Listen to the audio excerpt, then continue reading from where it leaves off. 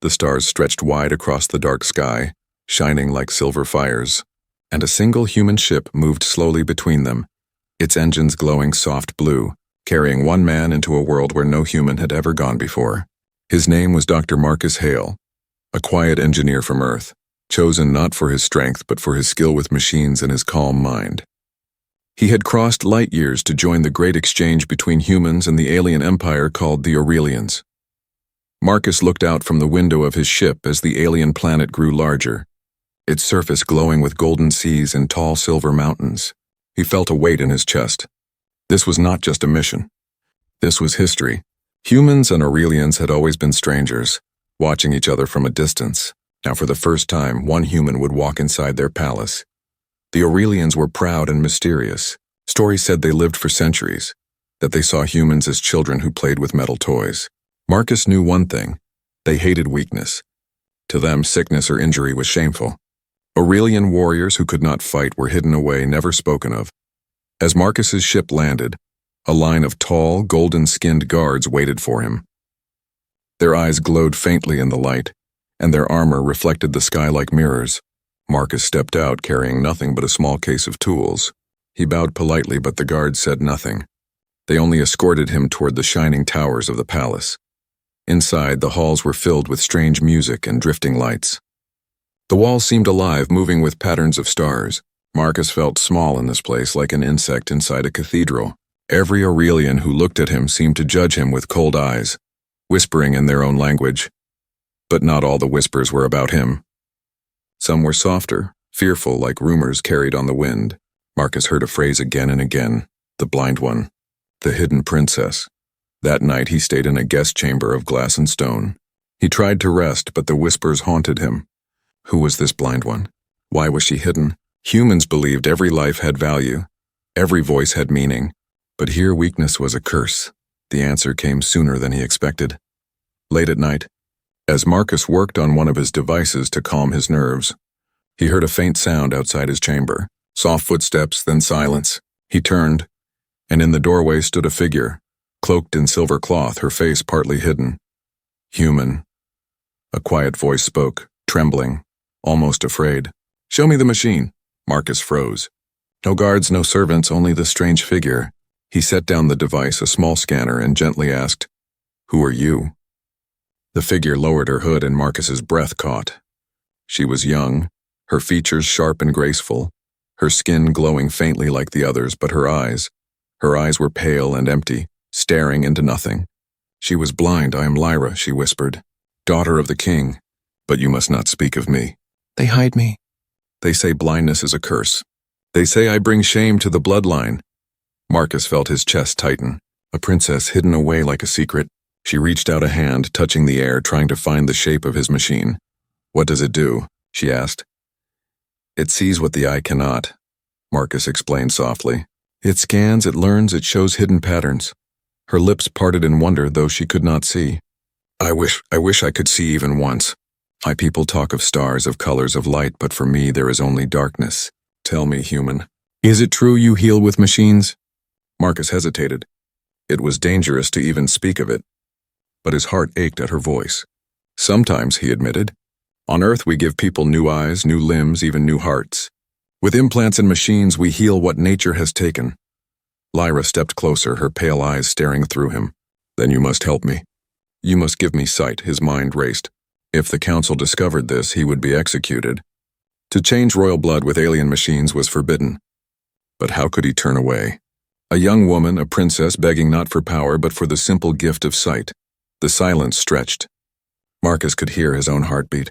Finally, he whispered, "If I help you, it could bring danger to us both." Lyra reached out, her hand finding his arm with trembling fingers. "Danger is all I have known. Darkness is my prison. If you give me light, I will face anything." In that moment, Marcus made his choice. He would help her, no matter the cost. He closed the door, shutting out the palace lights, shutting out the world. "Then listen carefully," he said. "We must work in secret. I will need materials, tools, and time. No one must know." Lyra smiled faintly. The first true smile Marcus had seen in this alien world. "Then we are allies," she whispered. Outside, the palace slept, unaware that in one quiet chamber, A human and a blind princess had just made a choice that would shake the stars. The days inside the Aurelian palace passed in quiet disguise. To the court, Dr. Marcus Hale was only a human guest, a strange engineer who studied machines. But behind closed doors another truth was forming, hidden like fire beneath ash.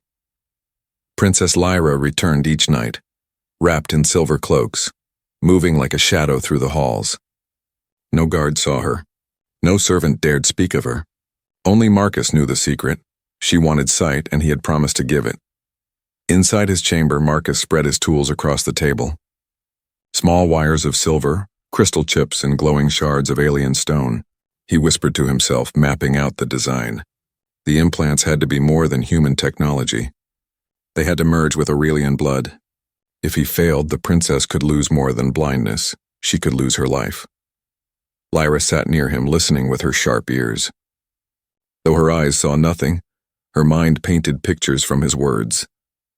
"You make light inside the dark," she said softly, running her fingers over a small metal lens. Marcus smiled faintly. "That's one way to say it. These are like windows. If your nerves accept them, they will carry images into your mind." "Then I will see you," Lyra whispered. Her voice shook not with fear but with longing. "I will know the face of the one who gave me light." But not all was safe. In the palace corridors, whispers grew louder. Some nobles spoke of strange sounds at night, of the human working too late. The high priest himself warned the king. "Humans are tricksters. Their machines are dangerous. Watch the foreigner." Marcus knew time was running short. The night of the surgery came without warning. A storm of silver lightning roared outside the palace, shaking the towers. Marcus saw it as a sign. Noise would cover their work. Guards would be distracted. It was now or never. He laid out the tools, a sharp needle of glass, threads finer than hair, and the glowing implants that pulsed like tiny stars. Lyra lay still on the bed, her pale eyes closed, her hands clenched in silence. "Are you afraid?" Marcus asked gently. "I was born in darkness," she replied. "I fear nothing but staying in it." Marcus touched her shoulder, steadying himself as much as her. "Then trust me." The work began. Marcus moved carefully, with hands trained by years of human medicine. He cut no flesh but slid the glass needle beside her eyes, weaving wires that connected to her nerves. The implants glowed softly as they settled into place. Lyra did not cry out, though her body trembled. She bit her lip until blood touched her teeth, but she made no sound. Outside, thunder shook the walls. Inside, Marcus whispered every step like a prayer. "Almost done. Almost there. Hold on, princess." At last, he placed the final crystal lens, locking it into her sockets. The glow spread through the veins of her skin, running like fire beneath her face. Marcus stepped back, heart racing. "Open your eyes," he said. Slowly, painfully, Lyra lifted her lids. At first, nothing. Only pale fog. She gasped, clutching the sheets. Then light. For the first time in her life, shapes formed. The room, the table, the storm flashing through the window. Her breath came fast. Tears rolled down her cheeks. "I see," she whispered. Her voice was broken, trembling. She turned, and her new eyes, glowing faint blue, rested on Marcus. I see you." Marcus felt a weight lift from his chest. He had done it. Against laws, against fear, he had brought sight to the blind. Lyra reached out, touching his face not with searching hands, but with eyes that truly saw. She laughed, a sound so pure it filled the chamber like music. "The stars. Show me the stars." Marcus guided her to the window. Outside, the storm had cleared for a moment, and the sky burned with galaxies. Lyra pressed her hands to the glass, staring in wonder. "So many. All this time they were there, and I was blind. You have given me the universe." For a few minutes, joy filled the air. But joy never lasted long in the palace. A shadow stirred beyond the door. A servant, curious, had followed the whispers. Through the crack, he saw the princess standing, her glowing eyes shining like jewels. His breath caught, and he ran into the dark corridors, terror and awe mixed on his face. Marcus saw the door move. His stomach turned cold. "We've been seen," he said. Lyra's joy froze. She turned toward him, fear spreading across her new vision. "They will come for us," she whispered. Already the palace seemed alive with footsteps. Distant voices shouted. The secret was breaking open. Marcus grabbed his tools, sweeping them into the case. "We must hide this. We must plan." But Lyra only stood there, her eyes wide, staring at him as if she had no regrets. "Even if they kill us tomorrow," she said. "Tonight I saw the stars, and that is enough." The door rattled with voices outside. The moment was over. The miracle was no longer theirs alone. And Marcus knew. He had changed not only one life, but the fate of an empire. The secret could not be hidden. By dawn, the palace was alive with noise. Servants whispered in fear. Guards marched with heavy steps, and the council gathered like vultures sensing blood. News spread faster than fire. The blind princess had been healed. Marcus knew the storm was coming. He stood at the edge of the great throne hall, his case of tools sealed shut, his heart heavy. Beside him walked Lyra, no longer cloaked in shadows. Her eyes glowed with soft blue light, proof of the miracle. The Aurelian stared in silence as she entered. For years they had only spoken of her as a curse, a hidden shame. Now she stood tall, her gaze clear, her steps strong. Gasps echoed through the chamber. Some nobles bowed in awe. Others turned away, disgusted. At the end of the hall sat the king, Lyra's father. His face was carved in stone, unreadable, while the high priest knelt beside him, hissing words of warning. Lyra stopped at the center of the floor. Her new eyes swept across the crowd, drinking in every color, every detail. For the first time in her life, she could see the ones who had pitied her, mocked her, or ignored her existence. She spoke with a steady voice. "Look at me," she said. "I am no curse. I am no shame. I am your princess." The chamber trembled with whispers. One noble cried out, "This is not natural. No Aurelian may change the bloodline." Another shouted, "It is a sign of hope." She sees again. The darkness is broken. The high priest stood, his robes swirling like shadows. His eyes burned as he pointed at Marcus. "This human has defiled the sacred order. He has planted foreign fire in royal flesh. Such crime cannot be forgiven. The punishment is death." Marcus felt the eyes of the court burn into him. He wanted to speak, to explain, but the weight of their hatred silenced him. Before the guards could move, Lyra stepped forward. "No," her voice cut like a blade. "It was I who asked for his help. I begged him to give me light. If you call it a crime, then punish me as well." Gasps filled the hall. The king's hand tightened on his throne. For a long moment, no one spoke. Finally, the king rose, his tall figure casting a shadow across the chamber. His voice was calm but heavy with power. "Silence." The word echoed like thunder, and the crowd obeyed. He looked at his daughter, then at Marcus. His face softened for the first time, but only slightly. "Human," he said slowly, "you have done what none of my people could. You gave sight to the blind. Tell me, what else can your kind do?" The hall froze.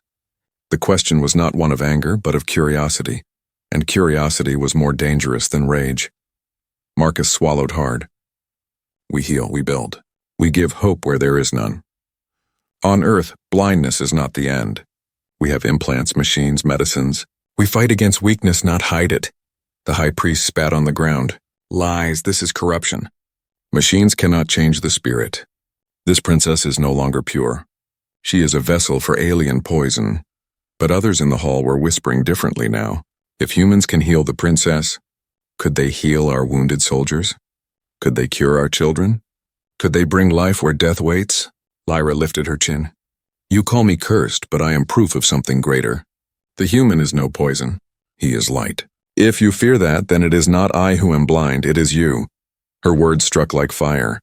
Some nobles clapped their hands in approval. Others shouted in rage. The hall divided itself before the king's very eyes. The king raised a hand once more. "Enough."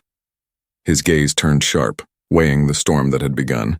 Finally he said, "The human will not die. Not yet." The high priest's face darkened with fury. "My king, you risk everything. The gods will curse us for this." But the king only shook his head. The gods have been silent for centuries. Perhaps it is time to listen to men instead. Marcus was led away, not in chains, but under guard. He was not free, but he was not yet doomed. In his chamber, he sat in silence, knowing the battle had only begun. Lyra came to him later, her eyes glowing in the dim light. She touched his hand, whispering, "You stood against them. You did not bow."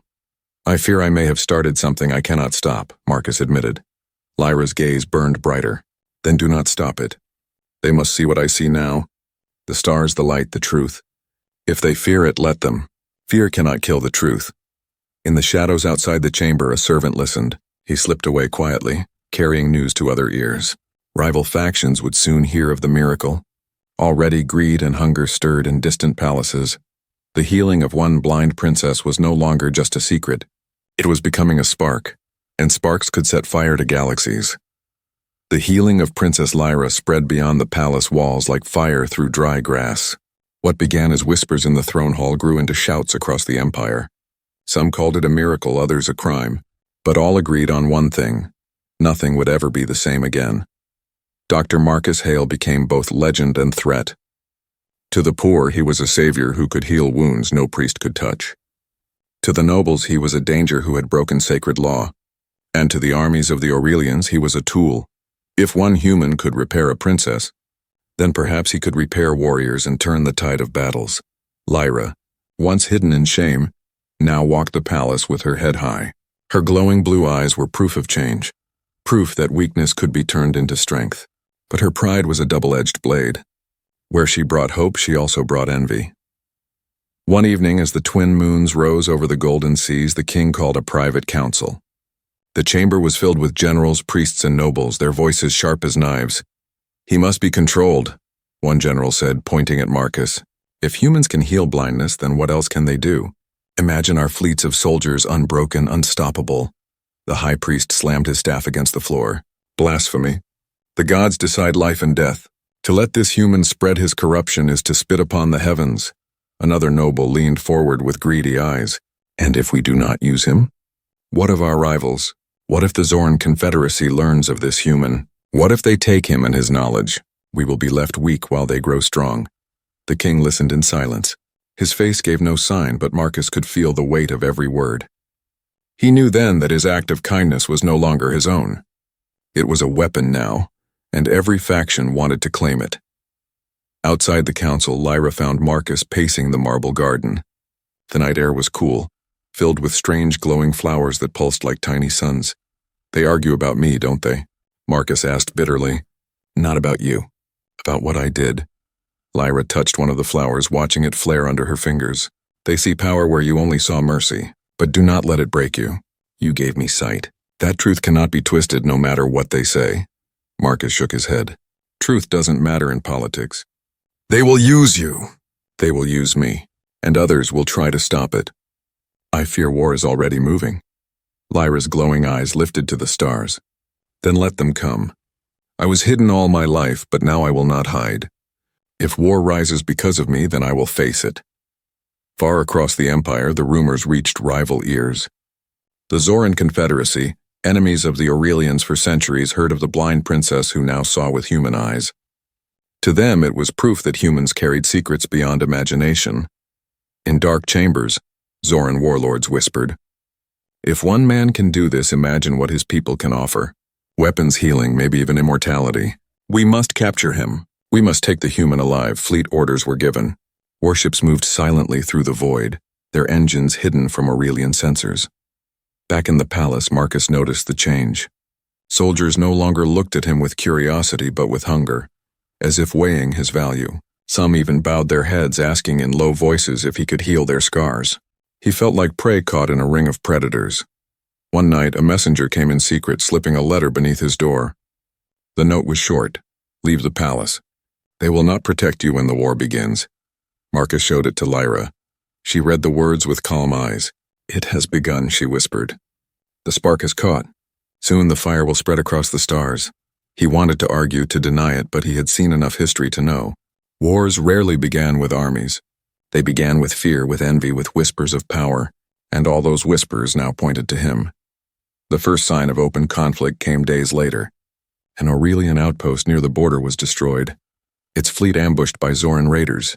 Survivors swore the enemy asked only one question before the attack: "Where is the human?" The court erupted in fury. Generals demanded vengeance. Priests declared it a curse brought by Marcus. The king ordered the borders strengthened, his fleets ready for war. Marcus stood in the shadows of the throne hall, listening to the storm he had unleashed. He wanted to shout that he was no weapon, that he was only a man who healed a girl, but the truth no longer mattered. To them, he was the key to victory, or to ruin. Lyra stepped to his side, her hand brushing his. "Do not blame yourself," she said softly. "You gave me sight. The war was already waiting. You only revealed the cracks in their hearts. Her words gave him little comfort, for beyond the palace fleets gathered. Soldiers sharpened their blades and empires prepared to clash. The healing of one blind princess had become the spark of a galactic conflict, and Marcus knew the fire would not stop until everything he loved was turned to ash. The palace had grown colder since the first whispers of war. Guards no longer greeted Marcus with respect but with suspicion. Nobles no longer looked at Lyra as a miracle but as a threat to their power. The air was heavy like a storm waiting to break. One night in the long marble halls, Marcus heard voices. He moved closer, keeping to the shadows. Two nobles stood near a glowing pillar, speaking in low tones. "The king grows weak," one said. "He protects the human when he should have executed him." The other leaned closer. "The Zoran Confederacy wants the human alive. They offer fleets, weapons, gold. If we deliver him, we gain power no council can deny." Marcus froze. Betrayal was no longer rumor. It was a plan. That evening, Lyra came to him in secret. Her eyes glowed like blue fire in the dim chamber. She studied his face carefully. "You've heard, haven't you?" she whispered. Marcus nodded. "They're going to sell me to the Confederacy. Maybe even tonight." Lyra's jaw tightened. "Then we cannot wait. We must leave the palace." "Leave?" Marcus whispered. "Where would we go? The whole empire hunts me." "Then let them hunt," she said fiercely. "Better hunted in freedom than chained in their court. I will not watch them hand you over like a prize." That night they ran. Disguised in cloaks, they slipped through servant passages that only Lyra knew. Her new eyes, though still strange and glowing, allowed her to see paths Marcus could not. She led him through tunnels beneath the palace, past rooms filled with sleeping guards and storage chambers glowing with alien light. But betrayal has long arms. As they neared the gate, figures stepped out of the shadows. Nobles with soldiers, blades flashing. One of them was the very man Marcus had overheard. His smile was sharp as a knife. "Going somewhere, human?" The noble sneered. "You cannot run. The Confederacy pays well for rare treasures." Lyra stepped forward, her voice cold. "You call yourself loyal to the crown, yet you sell our people to enemies." "You are the traitor, not him," the noble laughed. "A princess born blind now gives lessons? You should have stayed hidden." "Sight has made you foolish," he raised a hand. Soldiers closed in. Marcus grabbed Lyra's hand. "Run!" They bolted down the corridor as shouts rang out. Arrows hissed past, striking the walls. Lyra pulled Marcus toward a narrow stairwell. Her vision flickered strangely, as if the implants were alive. Flashes filled her mind, shapes of paths, enemies waiting, dangers unseen. "This way," she cried, leading him through a route no map could show. They burst into the outer gardens where glowing flowers lit the night. Ahead stood the final gate. But more soldiers poured in, blocking the exit. Marcus raised his hands. "We can't fight them. We'll never make it." Lyra's eyes burned brighter, pain twisting her face. "I see something. A path they don't see. Trust me." She dragged him into the shadows of the garden. The soldiers gave chase, but every time they closed in, Lyra turned sharply, guiding Marcus through hidden arches, behind waterfalls, across narrow bridges. She seemed to know the soldiers' moves before they made them. At last they slipped into the city beyond, vanishing into the crowd of night markets. The nobles' shouts faded behind them. For now they were free, but freedom came with a price. As they rested in an abandoned tower, Marcus studied her closely. Lyra sat trembling, clutching her head. Her glowing eyes flickered with strange images, as if she saw not only the present but glimpses of what had not yet happened. "Lyra, what's wrong?" Marcus asked, kneeling beside her. Her voice was strained. "The implants, they don't only show me the world, they show me pieces of something else, visions, battles that haven't begun, stars burning. I don't understand it." Marcus felt dread rise in his chest. He had given her sight, not prophecy. The implants were reacting with her alien blood in ways he could never predict. Before he could answer, she gripped his arm tightly. Her voice dropped to a whisper.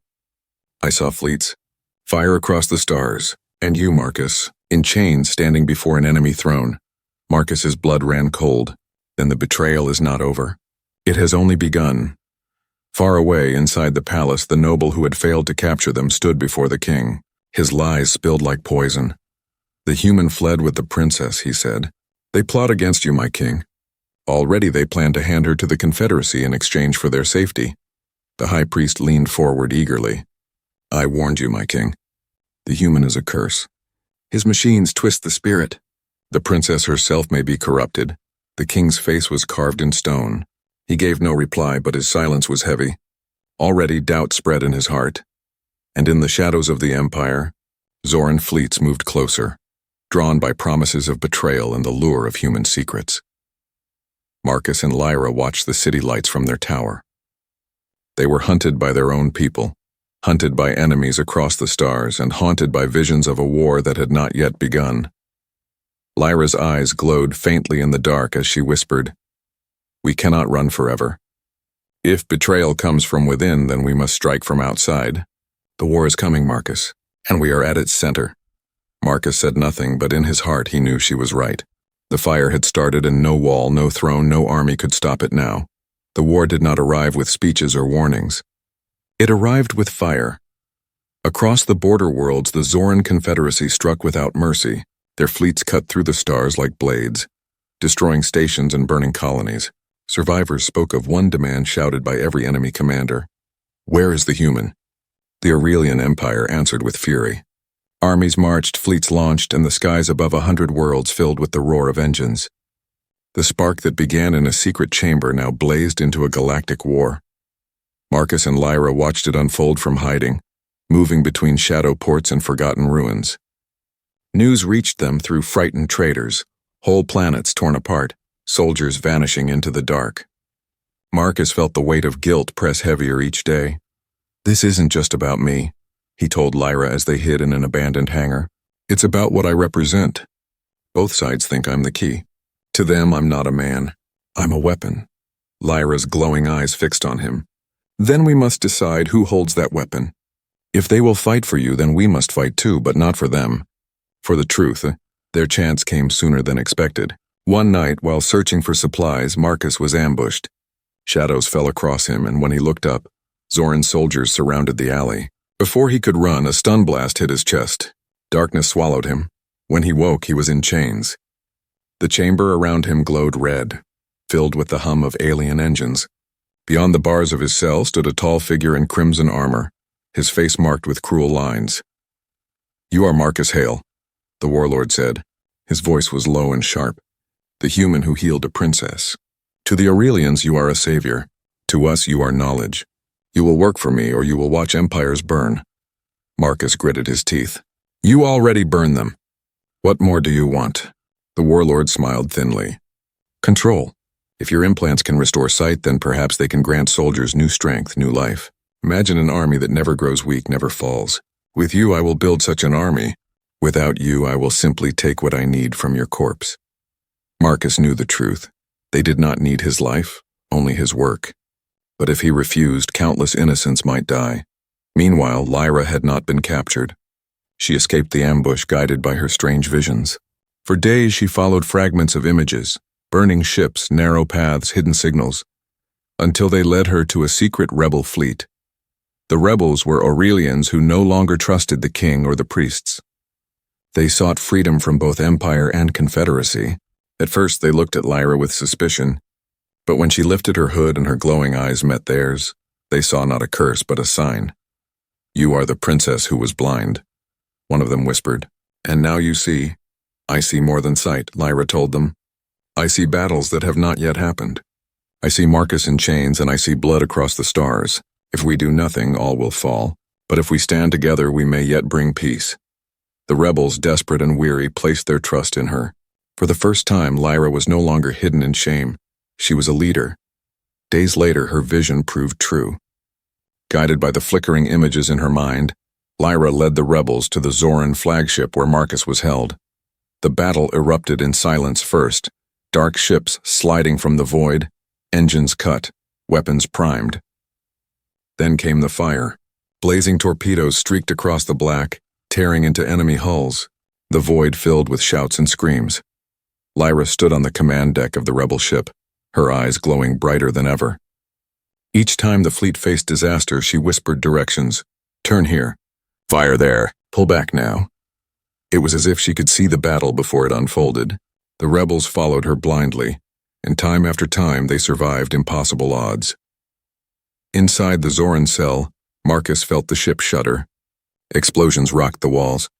Guards rushed past his cell shouting orders. He knew only one person could bring such chaos. Lyra. Moments later, the door burst open. Rebel fighters stormed inside, blasters flashing. At their head was Lyra, her cloak torn, her eyes burning with fierce light. "Marcus," she cried. He stumbled forward, chains still heavy on his wrists. "You found me." "I saw you," she whispered, unlocking the bonds. "I always see you." Together they ran through the burning halls, escaping to the rebel ship just as the flagship collapsed in fire. Safe at last, Marcus stood on the deck beside Lyra, watching the wreckage drift into the void. Yet his relief was short. Her eyes glowed brighter than ever now, and her face was pale. "The visions grow stronger," she admitted. "When I close my eyes, I see not only battles, but endings, a fire that swallows everything. Aurelians, Zoran, even humans. The implants are showing me what is coming."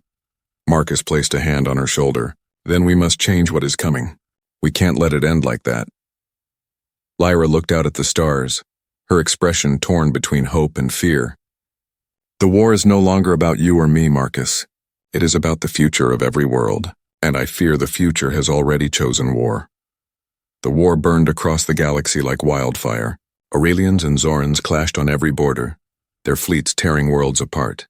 Whole cities fell to ash, and every side cried the same words: "Bring us the human. Bring us his secret." Marcus Hale stood at the center of it all, not as a soldier, but as the unwilling key to victory. Every day he felt the weight heavier on his shoulders. He had come to heal, not to destroy. But now his work threatened to end countless lives. Beside him stood Lyra, no longer the hidden princess. Her glowing blue eyes marked her as something more: symbol, leader, maybe even prophecy. To her people, she was proof that change was possible. To their enemies, she was a prize to be taken. But to Marcus, she was the only reason he had not broken under the weight of it all. The rebel fleet, though small, had become their shelter. In secret meetings, Marcus argued with commanders and captains. "If you spread my knowledge," Marcus told them, "the war will never end. Every empire will fight for more. They will make armies of healed soldiers unbroken, unstoppable. There will be no peace." One commander slammed a fist on the table. "And if you destroy it, human? What then? The Zorans already hunt you. The Aurelians already bleed. Do you think they will stop because you burn your notes?" Another voice, softer but sharper, spoke from the shadows. It was Lyra. "Perhaps the choice is not whether the secret is shared, but who shares it. If humans keep this gift hidden, all will see them as greedy, as fearful. But if we give it freely, not as a weapon but as hope, then perhaps the fire can be turned to light." The room fell silent. Marcus looked at her, torn between fear and admiration. She spoke with a courage he did not feel. Later, in the quiet of her chamber, Marcus confessed his doubts. "You saw the future, Lyra. You saw fire swallowing everything. How can I risk making that true?" Lyra touched his hand. "Visions are not chains. They are warnings. If you fear them, you let them rule you. But if you face them, you can change them." Her eyes glowed brighter, as if the implants themselves agreed. "The choice is not only yours, Marcus. It is humanity's. What kind of people will you be in this galaxy? Hiders of gifts or sharers of light?" Her words echoed inside him. For the first time, Marcus realized the truth. His choice would not only decide the war, it would define how humans were remembered for centuries. The final council was held aboard the rebel flagship. Leaders of Aurelians, rebels, and even envoys from smaller empires gathered. It was the first time enemies had sat in the same chamber since the war began. At the center stood Marcus, with Lyra at his side. The room buzzed with anger and fear. "Give us the secret," shouted a Zoran envoy. "Let us heal our warriors, or we will tear this fleet apart. You dare speak of healing while your armies burn our colonies?" An Aurelian general roared. The high priest, brought under truce, hissed from his corner. "The human is corruption. His machines are lies. Destroy them now before the galaxy falls." The voices clashed like weapons, louder and louder, until Marcus raised his hand. Silence fell. He spoke slowly, his words simple but heavy. "I did not come here to build armies. I did not come to choose sides. I came to heal one life, a blind princess who only wished to see the stars. That was all." He turned, looking at Lyra. Her eyes glowed, filled with both sorrow and pride. But one act of kindness lit a fire that spread across the stars. Marcus continued, Now I must choose. If I hide this knowledge, you will keep fighting to take it from me. If I give it only to one side, the others will destroy us all. So I choose neither. Gasps filled the chamber. The Zoran envoy stood furious. You dare refuse us? Marcus shook his head. I will not give it as a weapon. But I will share it freely. Not to your soldiers, not to your generals, but to your people. To every world, every colony, every child who suffers. This knowledge will not belong to kings or warlords. It will belong to all. The hall erupted, voices clashing once more. Some shouted in rage, others in awe. The high priest cursed him, calling it heresy. But others whispered, hope. Lyra stepped forward, her voice cutting through the storm. You see me, she said, pointing to her glowing eyes. I was once hidden in darkness, ashamed. Now I see light. This is what humanity brings, not weapons, but sight, healing, and truth. If you fear it, then you are already blind. Her words silenced even her father, who sat among the Aurelians. He looked at her with pride and sorrow, knowing she had become something greater than he ever imagined. The council did not end in peace, but it did not end in blood. The fleets did not fire that night. For the first time, the galaxy hesitated, caught between fear and hope. Later, alone with Lyra, Marcus stared out at the stars. Did I make the right choice? He asked quietly. Lyra slipped her hand into his. The war is not over. But you gave them a choice. You gave them light. That is all anyone can do.